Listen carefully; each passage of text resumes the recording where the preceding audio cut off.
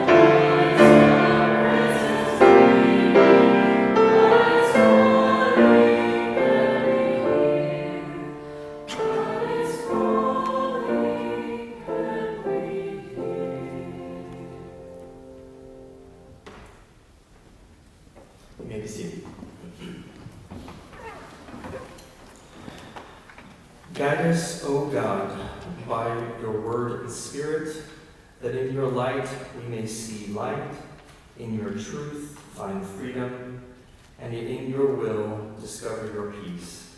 Through Jesus Christ our Lord. Amen. And if you want to follow along in the scripture passage today, is Job 23, verses 1 through 9 and 16 through 17. Then Job answered, "Today also my complaint is bitter.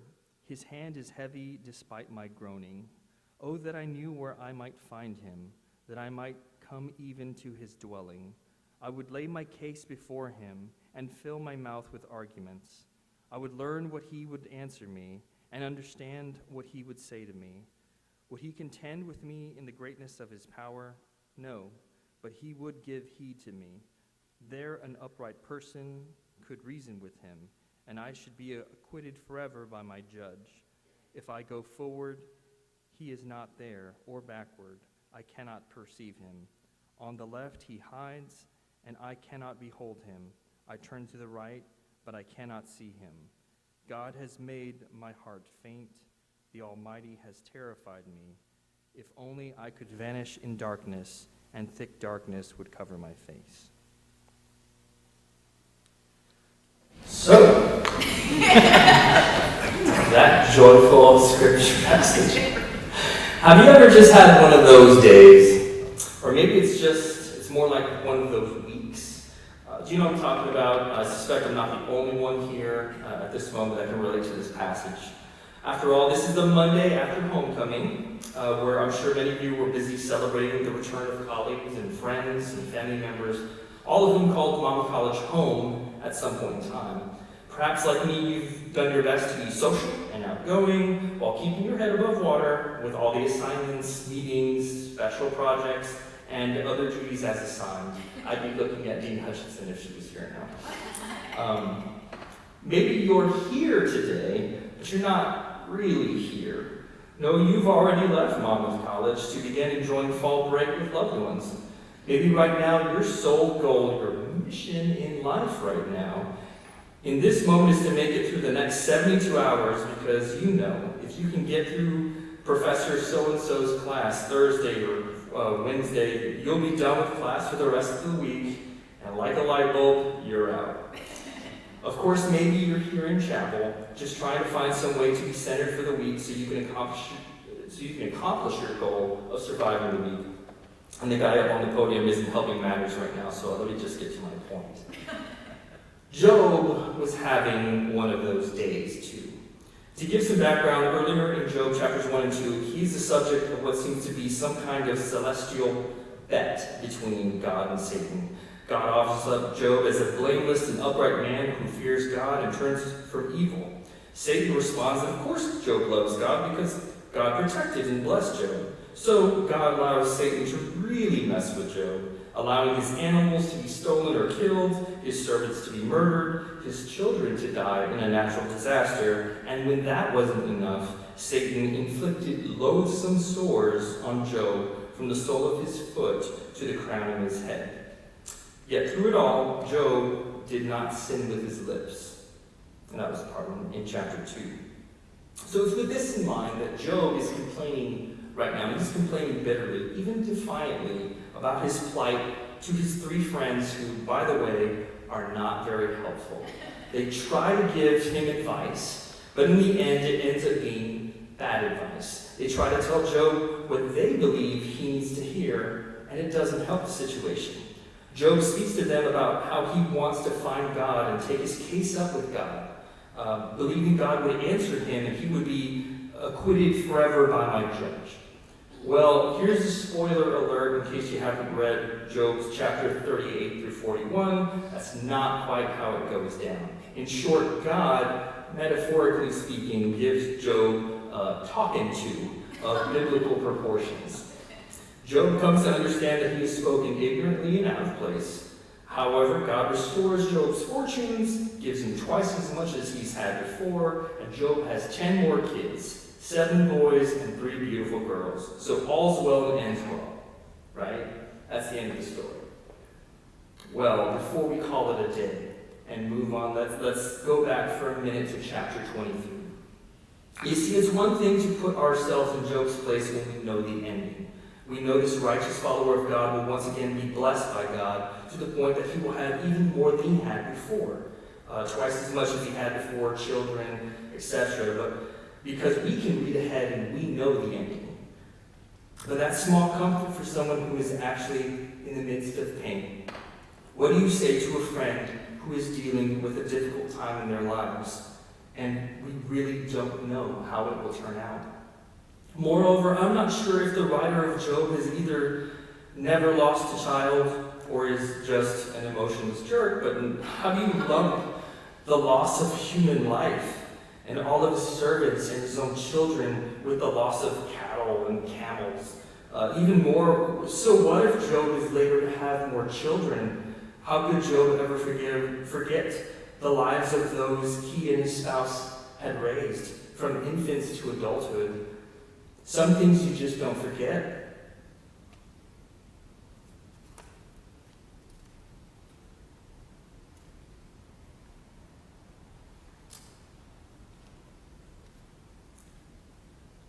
And some holes are not that easy to refill. So I wonder if these were the same thoughts that Horatio Spafford had as he crossed the Atlantic. Let me give you some background real quick. Horatio Spafford is the author of one of the more popular and beloved church hymns, "It Is Well With My Soul," which Carolyn did a wonderful job playing like so good. I love it. And we're going to sing later in just a bit. Similar to Job, however, Horatio Spafford had a great life before he was forced to endure some pretty horrific tragedy in his life. In 1871, he was a lawyer that was thriving in Chicago, and he had some real estate investments, was doing wonderful. However, the Great Chicago Fire of 1871 came and decimated those investments. Later that same year, his 2-year-old son became sick and died. 2 years after that, he and his family had planned to go on a vacation to Europe, and he sent his family ahead of him, including his wife and 4 daughters. Unfortunately, when crossing the Atlantic, that vessel was shipwrecked and sank, and 226 people died that day, including all four of his daughters. Spafford then sailed to England, and on his way there, passed by the location of his daughters' deaths. And it is said that during this trek across the Atlantic, Spafford penned the song, "It Is Well With My Soul." For me, it's hard to imagine that. Or perhaps I just don't want to. The idea of thinking your life is headed in one direction and then having to endure so much loss. Yet, to Spafford's credit, somehow out of this tragedy, he was able to pen one of the most beautiful and moving songs in our church hymn. Obviously, I struggle with these stories for a lot of different reasons. What are you supposed to do when you're trying your best? But it's just not enough. It's too much.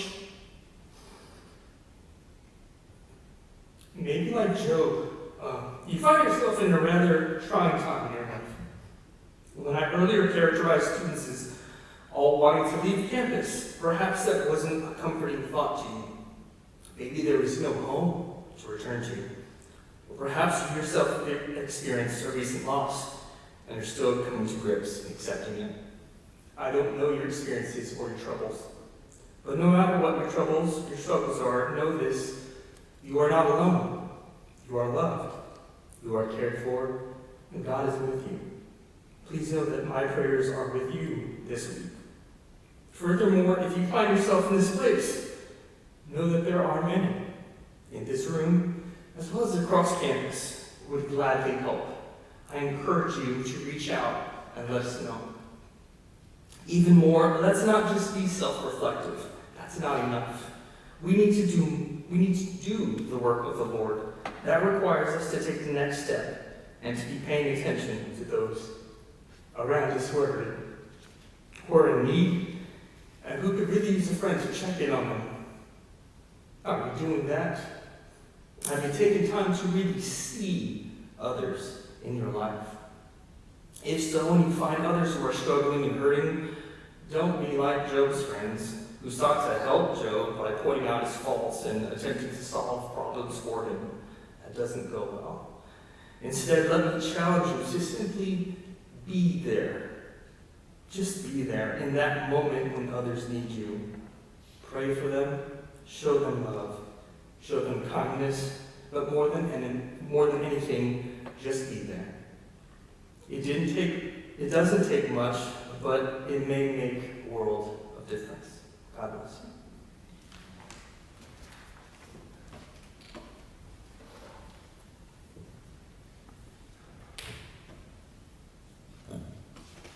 Thanks so much, John.